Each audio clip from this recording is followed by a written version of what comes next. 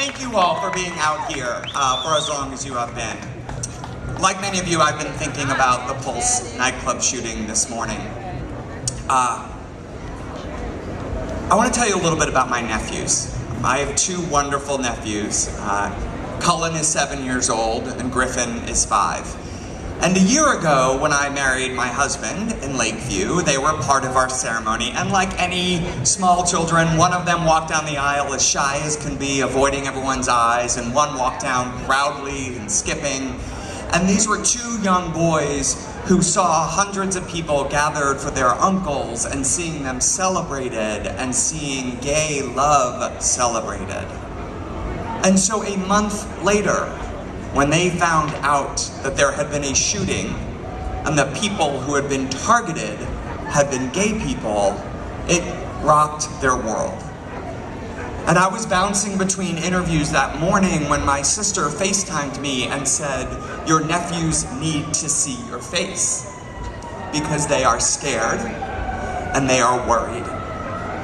So in that moment, that was the moment that my nephews learned that you could be targeted because of who you are. And unfortunately, that lesson comes to our youth every day in this country. Because we have young African American men who remember the time when they learned that they could be targeted because of their identity. We have young, undocumented children who remember the time that they learned that they could be targeted because of who they are. We know that there are young Muslim boys and girls who remember the time that they learned they could be targeted because of who they are. And so that is why we do the work at Equality Illinois.